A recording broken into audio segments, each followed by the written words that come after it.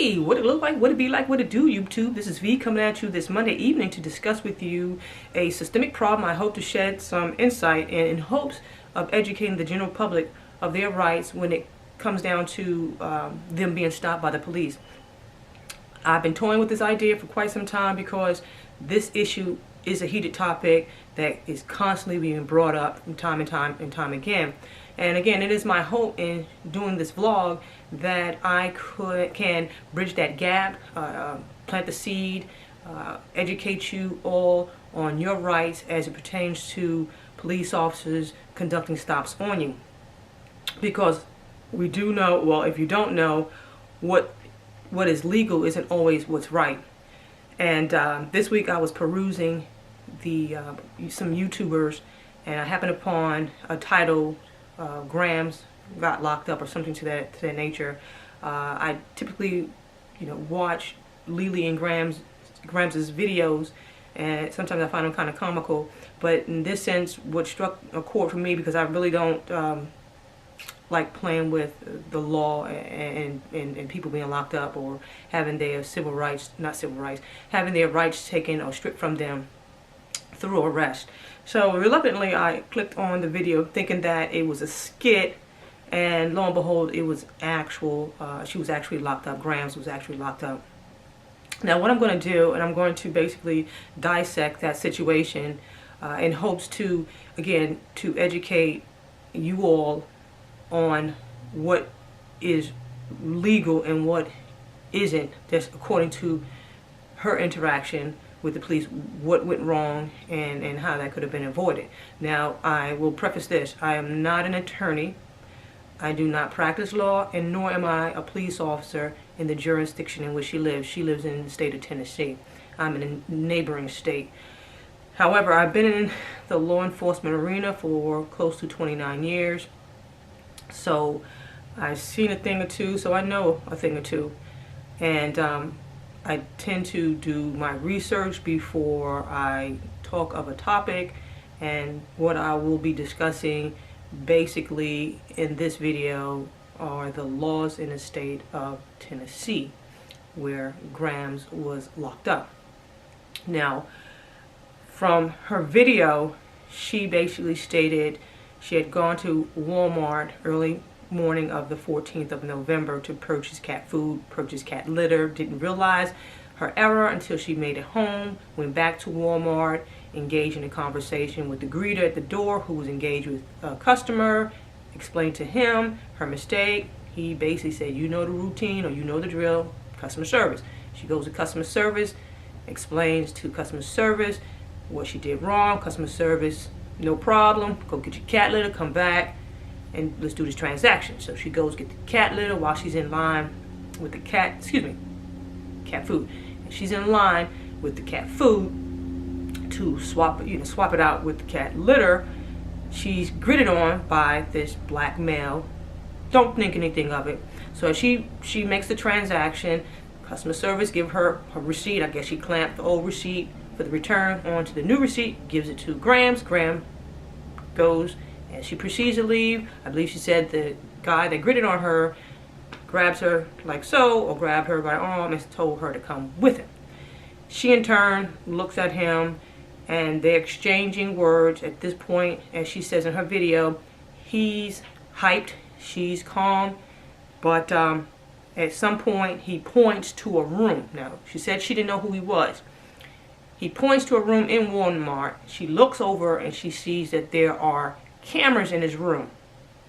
She proceeds to hold up her receipt and says, I didn't steal anything, here's my receipt, because I'm assuming this guy is accusing her at this point of stealing.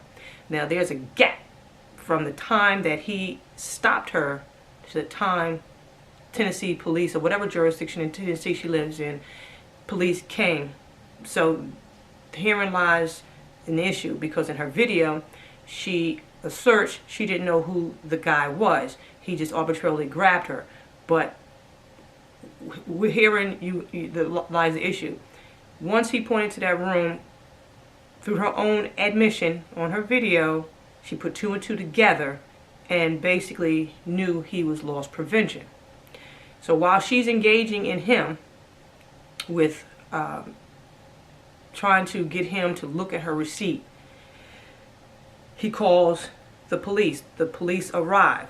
So while they are engaging, I guess, the two police officers, loss prevention and Gramz, they're engaging in a conversation in which the police are trying to figure out why they are there, and she's trying to get them to realize that the accusation that's being made against her is false. So the police officer basically tells Gramz, come with us to this room. Now, she doesn't say how he said it, whether he grabbed her or not, but I'm assuming that's what happened. Because when he grabbed her to escort her, let me back up. She didn't say, so I don't know for sure. When he said to her, let's go to this room, the room with the cameras, she in her video said that she wasn't going to go in the room with them. Now, again, that's an admission. When you say you're not going to do something after you've been given a lawful order by the police, and the police were there lawfully because they received a call from loss prevention of Walmart stating that they have a shoplifter. Whether that's correct in the assertion that day, nonetheless, the police were legally there, and they legally stopped her under that premise. They were not there, they didn't see her steal, but based off of what was told to them by the security guard. So they had every right to, at that point, stop her. They stopped her, and at that point, a stop, you have, as a citizen, no recourse but to follow the directive or the order of the police. When she said she was on the phone, when he said follow us or come with us to this room, she said she was on the phone talking to her wife, and then from that point, that's when it becomes murky, because they said she was resisting, and in her video she questions, well, how am I resisting? People are under the impression that when you resist with the police, it has to be something on a physical nature. You're fighting and you scuffling or whatever case may be. No, in the state of Tennessee, I read somewhere that if your body language is questionable, in other words, when she said she was on the phone and she did like this, that in and of itself, if they went to grab her or they tried to escort her or wanted her to go and she just did like, no, that, unfortunately, it can constitute resisting arrest. And from there, it went south because she was then thrust on the floor. She was thrown on the floor by these two police officers. One had the knee in the back. In the process of doing that, Lily had come into, because she had called Lily, and Lily came into Walmart and was video recording just that portion. I guess that's the time she had come in the store, where they had Gramz on the ground with one of the officers' knee in her back, with her hands behind her back. And then at one point, one of the police officers told another, either the loss prevention guy or another police officer, to tell Lily to step back because she can get locked up for obstruction of justice. Yes, in Tennessee law, under, 39-16-602, I believe it is, 602, that you can basically be locked up for interfering with the police. Also, that's a stop order as well. It talks about the elements of a stop, resisting arrest. The elements of resisting arrest when you are stopped by the police. So you have this situation where, going back to when her body language, I'm assuming, indicated to the police officers that she was resisting, because she did say out of her own mouth that she wasn't going in the room. So in saying that, you're letting the general public know that your intent was not to go into that room. Whether that happened or not, I'm just saying this was what was said in the video. And also, I would caution Gramz and Lily, if they're watching this, to remove that video, especially if you are talking about a lawsuit. So remove that video, because the way the law works, it can work against you and it can work for you.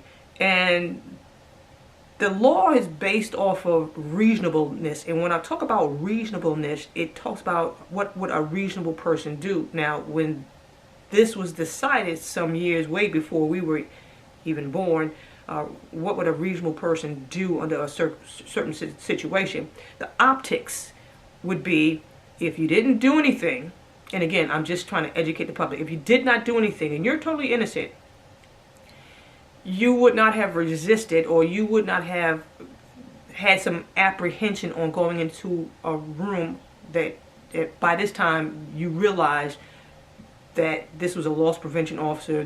You were being accused of shoplifting, and even though you knew you didn't shoplift, then what was the harm or foul in going into that room? This is optics. This is how the courts are going to see it, and I'm just, I'm not taking any sides one way or the other. I'm just trying to educate you all on how the law works and how it looks at certain crimes.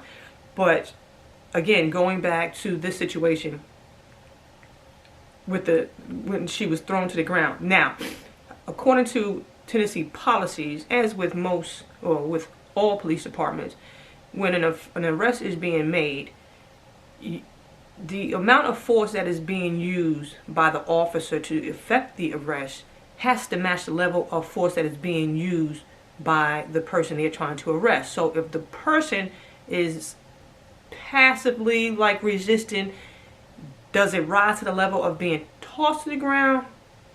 No. But again, I wasn't there. Don't know what justifications was made or why the officer made the decision to place her on the ground or to throw her on the ground.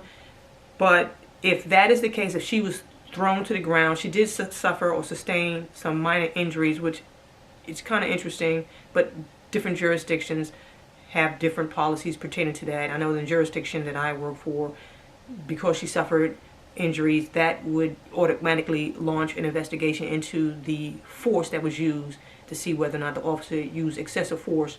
But however, in Tennessee law, she could basically, if she if she feels she was handled improperly, because she did suffer a bruise to the shin, she can file a complaint with those police officers' supervisor, and they would have to investigate whether or not their officers use excessive force.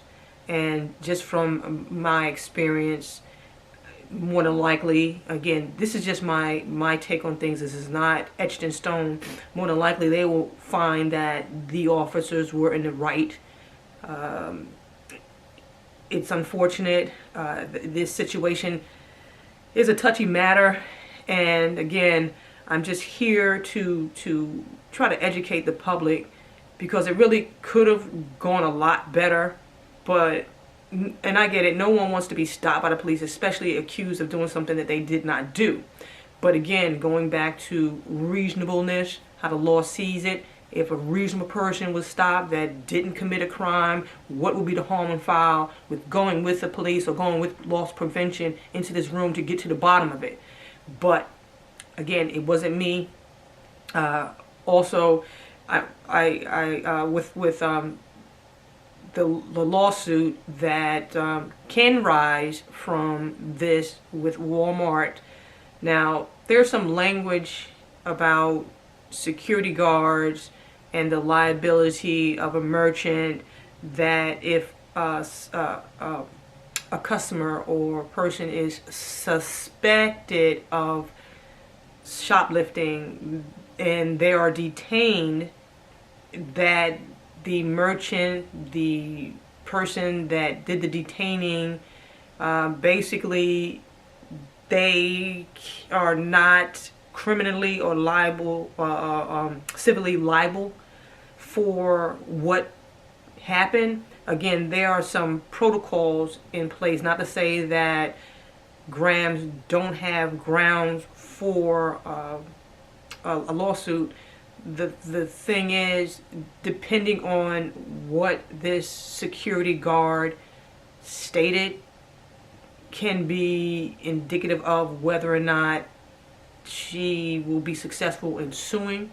Why he just arbitrarily accused her of stealing. What was it about her body language that he saw? What did he see? Or did someone say to him, hey, look, this girl is stealing? It could be a gamut of things. That is why I would caution Lily and Gramz to remove their video off YouTube, off of social media, because again, going into detail with the general public or with your fans or with your base about the situation, which is unfortunate. I mean, you can talk about it, but I would not have gone in as depth as you did, because again, the way that the law can work against you is not really in your favor. Also, in the state of Tennessee, security guards or loss prevention officers have every right to detain you. And because the thing here is, because at some point you knew that they were the police, you knew this guy was loss prevention, but instead of you complying, this is where it gets kind of crazy. Instead of you complying, you how should I say, you basically did not follow any lawful order that was given to you at the time, and as a result you suffered some type of injury. Again, I'm just letting you know how this works, and it could come back to haunt you in reference to your lawsuit, because it can be seen as you being a contributing factor to your injuries. And I say this because years ago, my mother was a product of something similar. She was accused of stealing shoes, and she didn't steal any shoes. She just took her shoes. She was had some high heels on, was on lunch break, and just took her shoes off in the store and put on her slippers or whatever, her flats, and put her shoes in a bag. And when she went to leave out of the store, the lady, one of the employees, attempted to snatch her bag, and she struggled and she lost balance and broke her tailbone. Well, my mother wound up being charged with something totally unrelated to shoplifting, but it does happen. And again, I'm in a neighboring state, and but I do have a little bit experience with that. So I'm not again, I'm not picking any sides, and I'm not saying Gramz was wrong at all, because again, well, like I said, what is right isn't always legal, and what's legal isn't always right. So again, I plan on doing more videos like this to basically bridge the gap and try to shed some light on folks' rights when it comes down to things of this nature. Because again, am I my brother's keeper? Yes, I am. Am I my sister's keeper? I most definitely am. So if I know, then you know. If you don't know and I don't know, I'll find out, so we both will know. So with that being said, if you want to hear more contents about, you know, your rights as it pertains to officers and things of that nature, just drop me some information or comment below and subscribe. And until next time, folks, I want you guys to stay safe. And until next time, deuces.